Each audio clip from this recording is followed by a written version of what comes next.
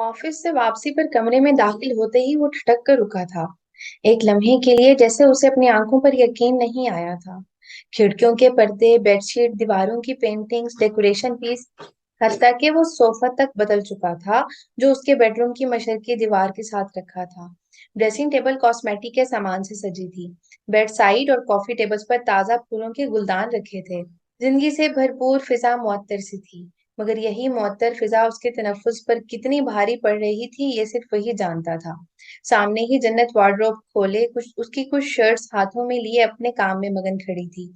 Laptop case bed पर पटकते हुए वो इंतहाई गुस्से के आलम में उसकी जानिब बढ़ा था।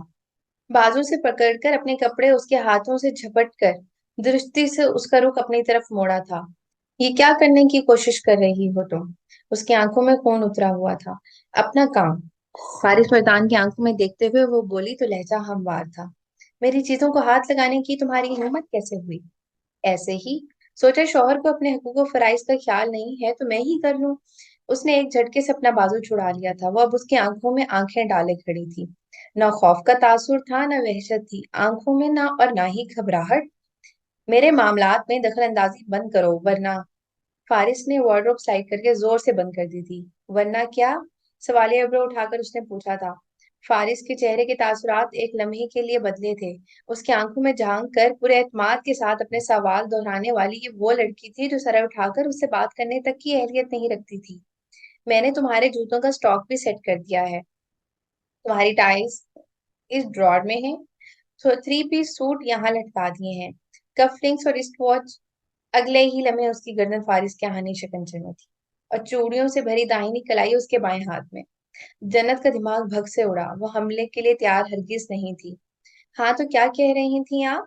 उसके सख्त पथरीली आवाज और आंखों का तासुर जन्नत की रीढ़ की हड्डी में सनसनाहट दौड़ा गया। छोड़ो मुझे।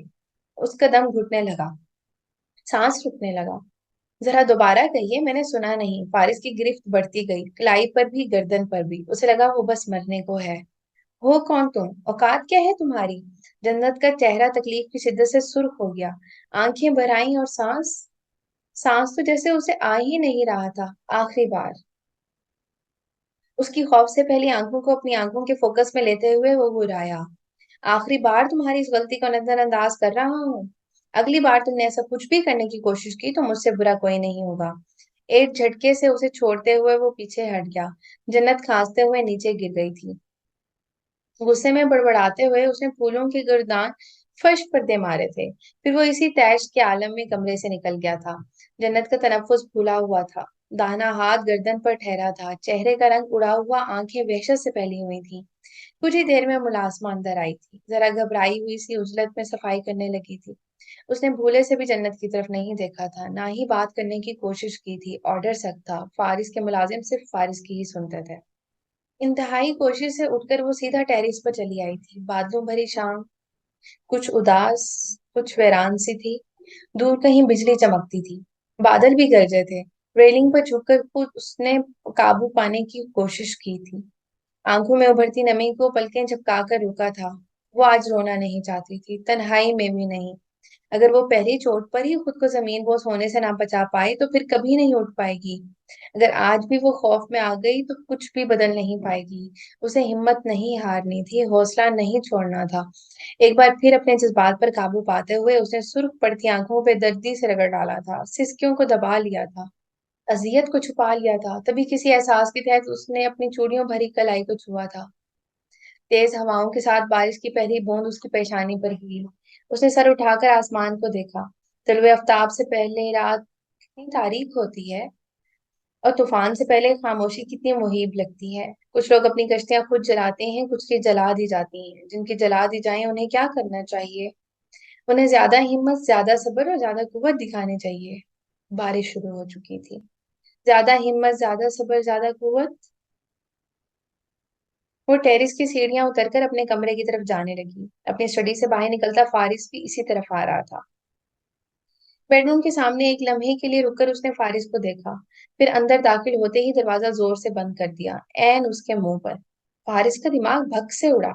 वो उसकी जुर्रत पर शॉक्ड रह गया था। इधर से धड़कते दिल और भूले तनफ्फुस के साथ वो दबे कदम पीछे हट गई थी। मुट्ठियां सख्ती से भेजे अब सर उठाए खड़ी थी।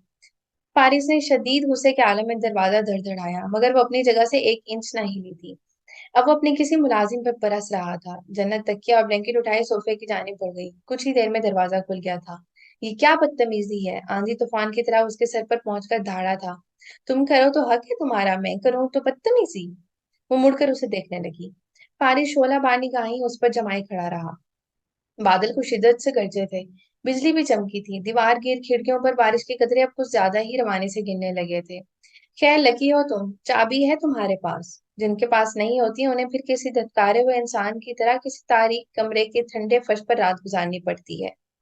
सर उठाए उसकी आंखों में देखते हुए वो जिस अंदाज और लहजे में उससे बात करी थी वो कुछ भी था मगर नरम नहीं था। लफ्ज जैसे मुश्तइल थे, आग पकड़े हुए, जब्त के मराहिल से गुजरकर तहम्मुल से अदा किए हुए। मैं तुम्हें वार्न कर रहा हूँ। वार्न मैं तुम्हें कर रही हूँ। उंगली उठाकर उसने फारिस की बात दुरुस्ती से काट दी थी। मुख्तियार सख्ती से भेजे लब बाहम पेवस्त किए फारिस बर्दाश्त की इंतहा पर खड़ा था। आखिरी बार मैं तुम्हारी इस गलती को नजरअंदाज कर रही हूँ। अगली बार तुमने ऐसा कोई सीन क्रिएट किया या मुझे अपने मामला से दूर रखने की कोशिश की तो मैं खामोश नहीं रहूंगी। मैं आंटी को सचमुच इस निकाह की हैसियत से आगाह कर दूंगी जो तुम्हारे नजदीक फकत एक कॉन्ट्रैक्ट है। उसने सख्त लहजे और साफ लफ्जों में इस पर अपने इरादे वाजे कर दिए थे। मैं इन्हें बता दूंगी तुम उनकी मौत का इंतजार कर रहे हो ताकि मुझसे जान छुड़ा सको। Just shut up. वो हलक के बरदाड़ा। क्यों? क्या तुम ऐसा नहीं चाहते मैं इस घर में आंटी की वजह से हूँ? क्या तुमने मुझसे ये नहीं कहा? वो चिल्लाई। पारिस जब्त कर गया। क्या तुमने मुझसे ये नहीं कहा कि ये निकाह सिर्फ कागज तक महदूद रहेगा? हाँ। दूसरी तरफ खामोशी थी। ये आखिरी वार्निंग है, मैं बता रही हूँ, मैं खामोश नहीं रहूंगी। सोफे पर दराज होते उसने ब्लैंकेट अपने वजूद पर फैला लिया। दोबारा उसने फारिस फरदान को देखने की कोशिश ही नहीं की थी। सीन बदलता है। जन्नत कमाल अपने इरादों में कितनी संजीदा है उसका अंदाजा फारिस फरदान को अगले ही दिन हो गया था जब मिसेस शिराजी ने उसे जन्नत को शॉपिंग पर ले जाने को कहा था। कितनी ही देर तो सदमे की कैफियत में खड़ा रहा था। मीटिंग, कारोबार, कंपनी से मुतालिक हीले बहाने उसके किसी काम नहीं आ सकते थे कि आज छुट्टी का दिन था। और छुट्टी का दिन वो ज्यादातर मिसेस शिराजी के हमरा घर पर ही गुजारता था। उसने तनखून खार निगाहों से जन्नत को देखा जो रॉयल ब्लू ड्रेस में उसके साथ शॉपिंग पर जाने के लिए मुकम्मल तैयार खड़ी थी। मुस्कुराहट तो मिसेस शिराजी के सामने वो हमेशा लबों पर सजाए रखती थी मगर आज फारिस फरदान को उसे लबों का तबस्सुम अपना मजाक उड़ाता हुआ महसूस हुआ था। आंखों में तज़हीक नजर आई। अंदाज तंजिया लगा। मगर वो जब्त कर गया। उसे अब जब्त ही करना था। मजीद कोई बदमज़गी वो नहीं चाहता था, ना ही वो चाहता था मजीद बागियाना अंदाज अपना ले। गाड़ी की चाबी और मोबाइल संभालते हुए वो उठा तो जन्नत भी मिसेस शिराजी से मिलकर उसके पीछे बाहर आ गई। पैसेंजर सीट पर बैठती ही उसने हैंड बैग गोद में लिख लिया था। उसके चेहरे के तूफानी तासुरात को नजरअंदाज करती खिड़की से बाहर देख रही थी। दौड़ते भागते मनाजिर के साथ वो भी किसी दौड़ में शामिल हो गई थी। लब भींजे, दांत पीसते स्टीयरिंग व्हील पर खतरनाक हद तक गिरफ्त मजबूत किए वो खुद पर काबू पाने की कोशिश कर रहा था, वरना उसका जी चाह रहा था रफ्तार बढ़ाए और गाड़ी किसी ट्रक में दे मारे, खुद भी मर जाए और उसको भी मार डाले। 15-20 मिनट के ड्राइव के बाद वो शहर के बेहतरीन मॉल की पार्किंग में गाड़ी रोक चुका था। जन्नत फौरन से बाहर निकल गई मगर वो गाड़ी में ही बैठा रहा था। मेरे ख्याल से तुम मुझे यहाँ शॉपिंग कराने के लिए लाए हो। उसने जज्बात की शिद्दत से सुर्ख होती आंखों से जन्नत को देखा। वो खिड़की में कोहनियां जमाए भरपूर मुस्कुराहट के साथ उसे देख रही थी। या फिर चाहते हो कि मैं आंटी को फोन करके कहूँ कि तुम मेरे साथ मॉल के अंदर जाने को तैयार नहीं हो? वो कुछ देर तक उसकी तरफ देखता रहा। वो भी उसे देखती रही। फर्क सिर्फ इतना था वो मुस्कुरा रही थी और वो दांत खचखचा रहा था। तो ये तुम्हारा असली रंग है। और जन्नत हंसती, फिर काफी देर तक हंसती रही। वो मुठ्ठियां भींचे उसे सर्द नजरों से देखता रहा।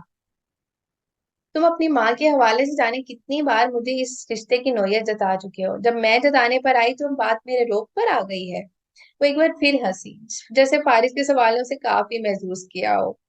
नाचार उसे गाड़ी से बाहर आना पड़ा। फिर बिगड़े तेवरों के साथ वो लेदर जैकेट की जेबों में हाथ डाले मुख्तलिफ शॉप्स में उसके पीछे फिरता रहा।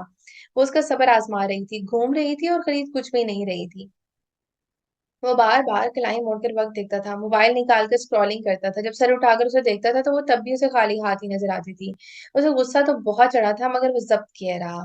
पारा तो उसका उस वक्त हाई हुआ जब वो बच्चों की शॉप में दाखिल हो गई थी और अब उसके सामने छोटे छोटे बच्चों की मुन्नी सी अशिया उठा उठा कर देखने लगी। बच्चियों के पोर्शन में कुछ कम रश था।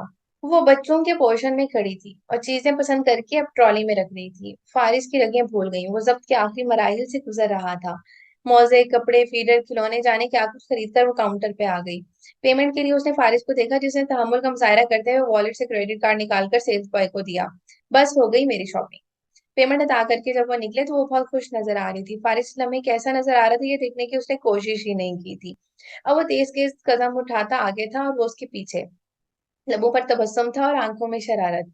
उसकी तवक्को के ऐन मुताबिक वो सामने लेडीज गारमेंट की शॉप में दाखिल हो चुका था। स्टैंड पर लटके चंद रेडीमेड ब्रांड के जोड़ों का ऑर्डर देकर उसने क्रेडिट कार्ड निकाला था।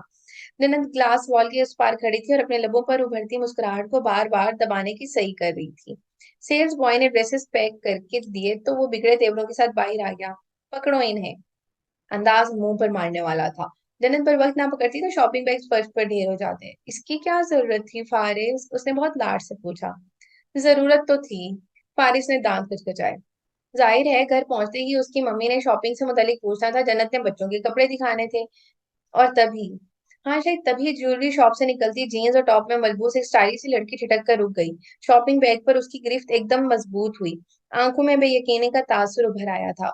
उसने पहले फारिस को देखा, वो जन्नत को देख रही थी। सदमा, हैरत, बेयकीनी, शौक। फारिस जाने के लिए मुड़ गया था। लबों पर शरारती मुस्कुराहट सजाए जन्नत भी उजलत में कदम उठाती उसके पीछे लपकी थी। तभी उसे अपने वजूद पर बेनाम सी तपिश का एहसास हुआ। फारिस के कदमों के साथ कदम मिलाकर चलते हुए उसने यूं ही मुड़कर पीछे देखा था। जीन्स और ऑरेंज रंग की टॉप शर्ट में मलबूस लड़की ने फौरन से रुख बदल लिया था।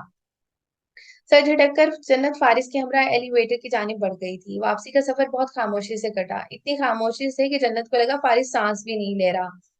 मम्मी को ये सब दिखाने की जरूरत नहीं है। पोच में गाड़ी खड़ते हुए उसने खामोशी का कफल तोड़ा था।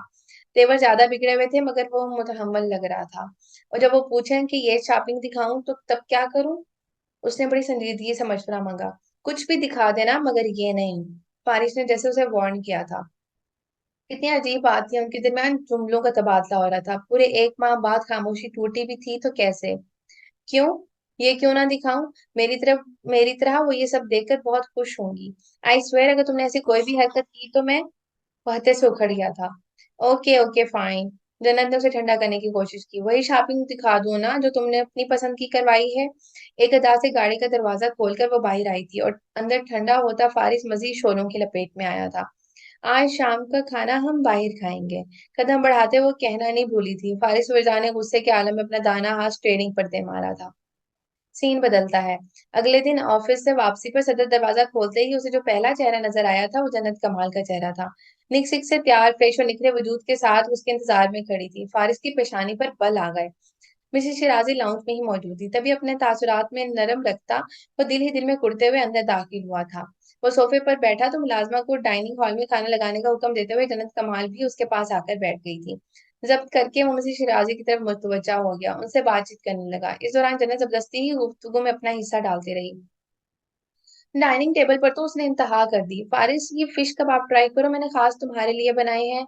उसके बराबर में बैठकर उसकी प्लेट में खुद से खाना निकालते हुए उसे यूं मुखातिब हो रही थी जैसे उनके माबैन इस तरह की बातचीत होती रहती हो। फारिस का पारा आसमान को छू रहा था।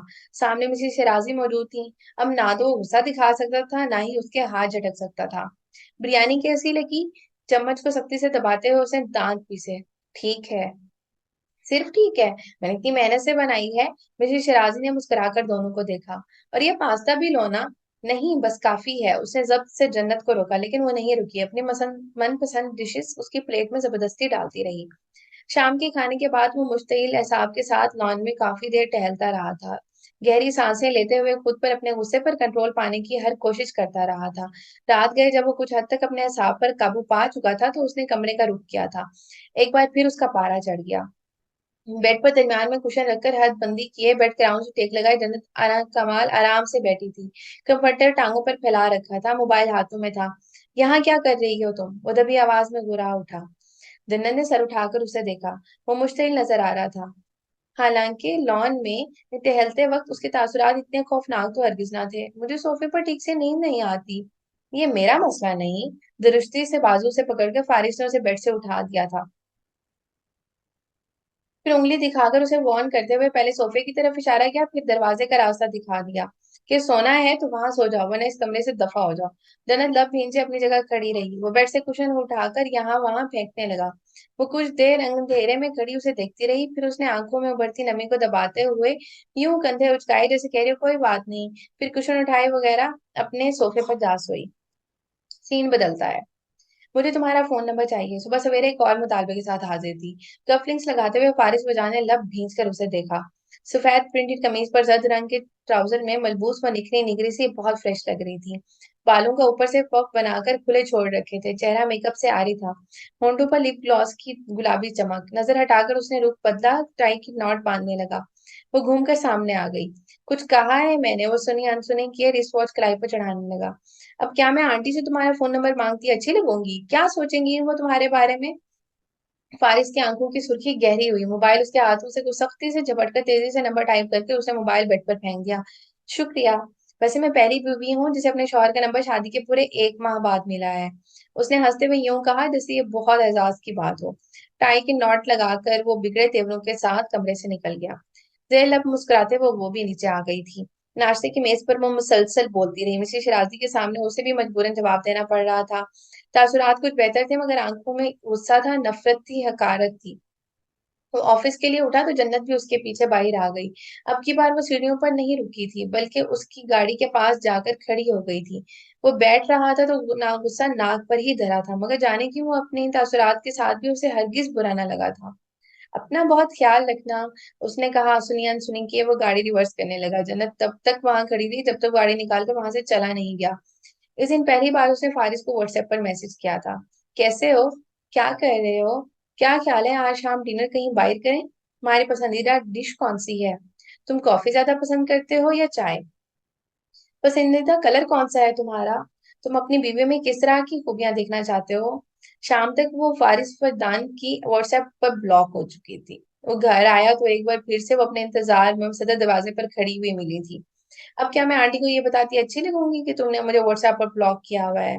मसनूई खफगी के साथ उसने तेवरी चढ़ाकर उससे पूछा था। फारिस एक बाजू पर फोर डाले दूसरे हाथ में टिश्यू का पैक पकड़े पेशानी पर बल डाले खड़ा था। स्पैर शर्ट शिकन लिए हुई थी, टाई की नॉट ढीली। आज उसकी कुछ फॉरेनर्स के साथ मीटिंग थी तभी वो ताखीर से घर पहुंच चुका था। कुछ थका हुआ भी लग रहा था। जन्नत को महसूस हुआ जैसे उसे जुकाम की शिकायत हो रही हो, तभी टिश्यूज का पैक भी हाथों में ही था। उसे कोई भी जवाब दिए बगैर सीढ़ियों की जानिब बढ़ गया। डिनर वो बाहर से ही करके आया था। वो कमरे में आई तो कपड़े बदले और बेड पर आड़ा तिरछा लेटा हुआ था। सींगों से कुछ आजिज होकर करवट पर करवट बदल रहा था। पानी के गिलास और टैबलेट टेबल पर धरे थे। तुम ठीक हो? फिक्रमंदी से पूछते हुए उसने हाथ बढ़ाकर साइड टेबल से टैबलेट्स की शीशी उठानी चाहिए, मगर फारिस ने कोहनी के बल ऊपर करते हुए उसका हाथ झटक दिया। अपने काम से काम रखो। उसका आवाज नजले से मुतासिर लग रही थी। जन्नत ने उसकी सुर्ख पड़ती आंखों में देखा जिनमें नमी तैर रही थी। पपोटे भारी और सूजे हुए लग रहे थे। तुम्हारे लिए चाय या कहवा लाऊं? अब मुझे तुम्हारी आवाज ना आए। उसने अगली उंगली उठाकर मुतंबा किया, फिर कंफर्टर खींचते हुए अपना सर तकिया में गाड़ लिया। कुछ देर तो वो छींकों से उलझा रहा, फिर उसकी आंख लग गई। अब वो पुरसुकून नींद सो रहा था। इधर सोफे पर जन्नत कमाल बेसुकून बैठी थी। उसने खामोशी का मुकफ्फल तोड़ दिया था, मगर खारिज पर दान की सर्द मेरी नफरत और हकारती की कम होने में ही नहीं आ रही थी। कितना मुश्किल था वो, समझ से कतई बाहिर। न नफरत की वजह बतलाता था, ना कोई अपना नर्म रुख दिखलाता था। गहरी सांस लेते हुए उसने कंबल और तकिया उठाया और सिटिंग एरिया में जा सोई। वो हरगिज नहीं चाहती थी उसकी वजह से आज फारिस की नींद खराब हो। सीन बदलता है। आयमा की कॉल थी।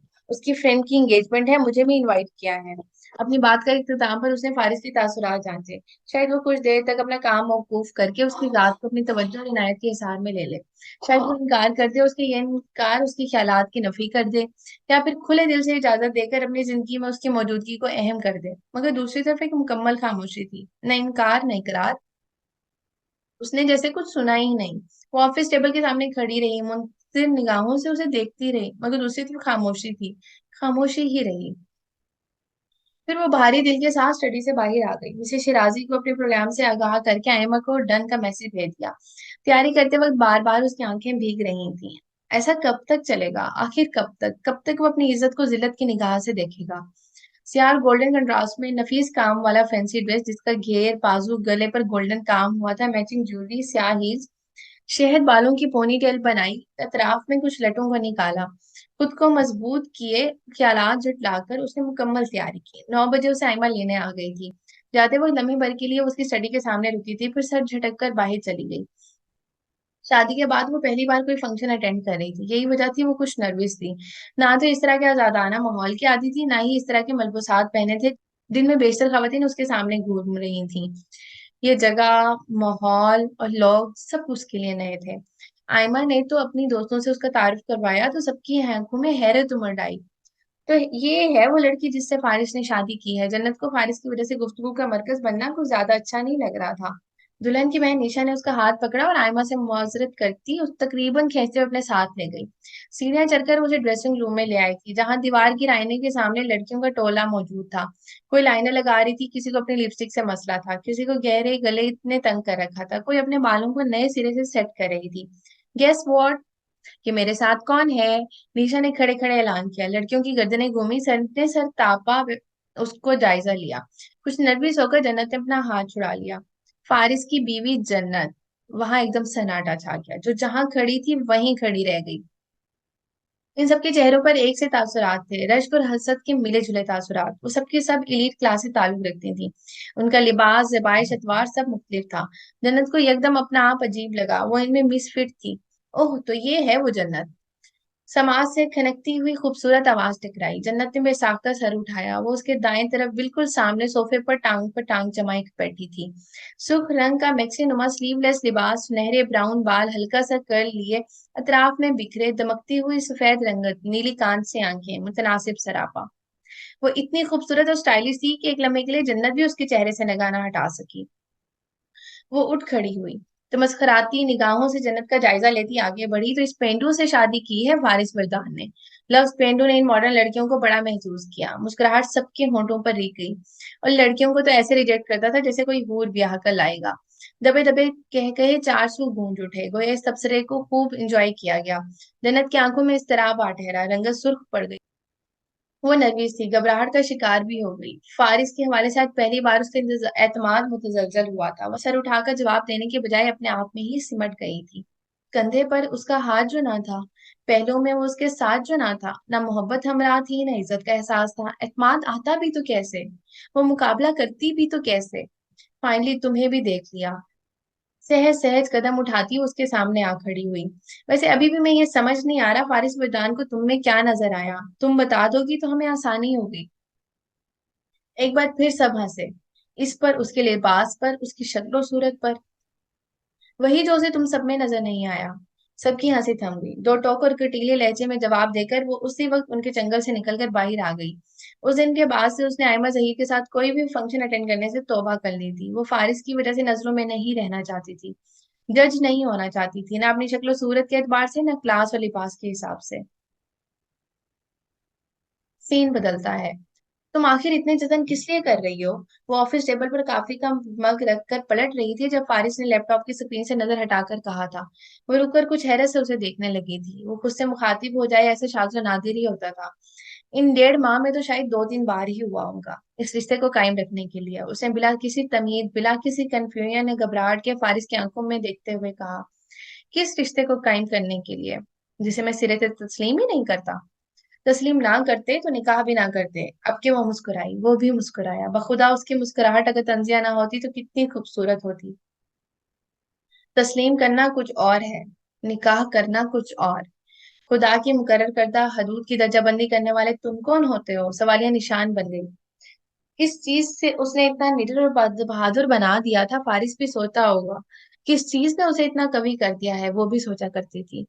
तुम इस घर में हमारी माँ की वजह से हो, फारिस ने याद दिलाया था। गलत। मैं इस घर में सिर्फ तुम्हारी वजह से हूँ। मेरा निकाह तुमसे हुआ है। फारिस की आंखों में शोलों की लपक देकर उसे अंदाजा हुआ उसके खराब मूड का ट्रिगर दबा चुकी है। मम्मी को बहू चाहिए थी, वो अपनी मर्जी और पसंद से तुम्हें यहाँ ले भी आई। एक लहजे को रुक कर उसने सर उठाया। मुझे लाइफ पार्टनर चाहिए होता तो मैं कम से कम तुम्हारा इंतखाब ना करता। क्यों, मुझ में क्या कमी है? उसने सवालिया अब्रो उठाई। मैं जवाब देने का पाबंद नहीं। लैपटॉप बंद करके वो फुर्सत से उसकी तरफ मुतवज्जा हुआ था। जब तुम्हें अच्छी तरह अंदाजा हो चुका है मैं इस रिश्ते में सीरियस हूँ और ना ही कभी हो सकता हूँ, तो फिर ये सब किस लिए? कौन बेवकूफ तुम्हें पट्टियां पढ़ा रहा है कि तुम इस तरह मेरे आगे पीछे फिरोगी तो मुझे तुम्हारी आदत हो जाएगी? इसके बाद मैं इस रिश्ते को खत्म करने का ये फजूल सा आइडिया अपने जहन से निकाल दूंगा और हम दोनों हंसी खुशी रहने लग जाएंगे। उसकी जात की धज्जियां बिखेर कर तमस्कर आती निगाहों से अब उसे देख रहा था। जन्नत लबों पर हल्का से तबस्सुम लिए बमुश्किल ही अपने जज्बात पर काबू रख पाई थी। वैसे तुम्हारी ये अदाएं तुम्हारे पहले शौहर के काम नहीं आई? मेरा मतलब है तुम उसके साथ 5 साल रही हो। 5 साल का अरसा कोई मजाक नहीं है। इसके बावजूद तुम्हें तलाक हुई। रूह पहले से घायल थी, वजूद के परखच्चे अब उड़ रहे थे। वह हैरान थी अब उसके सामने अब तक कैसे खड़ी थी, अपने कदमों पर इस इस्तेहकाक के साथ कैसे डटी हुई थी, कैसे सुन रही थी वो उसके जहर में बुझे इन लफ्जों को जो अंदर ही अंदर उसे छलनी करते जा रहे थे। तुम्हारी एक मुश्किल आसान कर देता हूँ। मेज पर कोहनियां जमाकर वागे हुआ, जिस दिन मैं तुम्हें इस घर से बाहर का रास्ता दिखाऊंगा उस दिन तुम्हारे बैंक अकाउंट में इतनी रकम होगी कि तुम अगले 10-15 सालों तक घर में बैठकर भी उड़ाओ तो खत्म नहीं होगी। तो ये सोचना छोड़ दो कि तलाक के बाद तुम्हारा क्या बनेगा। दौलत मिलेगी तो तुम भूल जाओगी बुरहान कौन था, फारिस कौन है। लफ्ज थे या बर्छी उसे काट कर गुजर गए थे। उसके लब कपकपा उठे, आंखें बेख्तियार नम हो गई, मगर उसने फारिस से मजीद कुछ ना कहा था। बेहद खामोशी से जाने के लिए उड़ गई। एक आसूदा सी मुस्कुराहट फारिस सुल्तान के लबों पर आ ठहर गई। ये एहसास ही तसल्ली बख्श था कि जो लड़की उसका सुकून बर्बाद करने की कोशिश कर रही थी वो उसे बेसुकून करने में कामयाब हो गया है। सीन बदलता है, मगर ये सुकून भी उसकी खुशियों की तरह वक्ती ही था। अगले रोज जब वो जॉगिंग के लिए अपने गार्ड की मैयत में घर से निकला था तो हिशाश पिशाच चेहरे के साथ वो भी उसके पीछे पीछे आ रही थी। पारिस ने मुड़कर उसे तब देखा जब गार्ड ने तवज्जो दिलाई उसकी तरफ दिलवाई थी। सर आपकी मिसेस। स्याह ट्राउजर पर सफेद कॉटन की कमीज पर गुलाबी रंग का लंबा सा स्वेटर जेब तन किए, गले में दुपट्टे को मफलर की तरह बल डाले, बालों की ऊंची पोनी टेल बनाए, वो चमकती रोशन आंखों के साथ उसके पास आकर मुस्कुराई। Good morning. व्हाट नॉनसेंस, उसने दबी आवाज में झाड़ा। हैरान कर दिया ना मैंने तुम्हें। कहते हैं इंसान नाराज भी सिर्फ उनसे होता है जिनसे कोई ताल्लुक हो। भला मैं क्यों तुम्हारी बात को माइंड करने लगी? वो लब भींचे सख्ती से उसकी तरफ देखता रहा। गुज़श्ता शब की तलख कलामी के बाद भी इस लड़की में इतनी सिकत थी कि वो अगले रोज यूं उस मुखातिब होगी जैसे कुछ हुआ ही ना हो। वो तो ये तवक्को किया हुआ था कि अगले चंद दिनों तक तो वो बात भी नहीं करेगी, और यहाँ नफरत भी एक ताल्लुक होता है। नजरअंदाज करने के लिए किसी को महसूस करना जरूरी है। मैं हैरान हूँ तुम पिछले 1.5 माह से मुझे नजरअंदाज कर रहे हो। यानी तुम पिछले 1.5 माह से मुझे महसूस भी कर रहे हो? किसी रोज तुम्हें तुम्हारी ये कुछ फहमियां ले डूबेंगी, उसने दांत पीस कर कहा। मैं बहुत अच्छी तैराक हूँ फारिस। बेहतरीन तैराक भी शार्क की खुराक बन जाया करते हैं, शायद इसलिए कि वो बरह वक्त साहिल पर नहीं पहुंच पाते। तुम पहुंच पाओगी साहिल पर? साहिल पर तो खड़ी हूं मैं। माथे पर तेवड़ी चढ़ाए वो जॉगिंग ट्रैक पर तेज तेज कदम उठाने लगा। क्या तुम्हें इस बात की फिक्र है कहीं मुझे मेरी कुछ फहमियां ना ले डूबे? वो भी उसके पीछे आने लगी। तुम्हारी फिक्र और मुझे होगी? सिवालिया अबरू उठाकर उसने निगाहों से जन्नत को देखा। वो कुड़ कर रह गई। वैसे सेल्फ रिस्पेक्ट क्या अपने एक्स हस्बैंड के घर बेच खाई है तुमने? फारिस के कदमों के साथ कदम मिलाती अपने तनफ्फुस काबू करती जन्नत कदमों की हरकत मदहम पड़ गई। वो ना चाहते हुए भी रुक गई थी। वो भी रुक गया था महज एक लम्हे के लिए। तुम्हें अजीब नहीं लगता? मुझे बहुत अजीब लगता है। इस तरह अपनी सेल्फ रिस्पेक्ट की भेंट चढ़ाकर मेरी तवज्जो हासिल करने के लिए मेरे आगे पीछे फिरना। तमस्कुर उड़ाता हुआ नर्म लहजा था उसका, मगर जन्नत के गाल पर जैसे किसी ने तमाचा दे मारा था। वो हिल कर रह गई थी। किस खत्म हुई।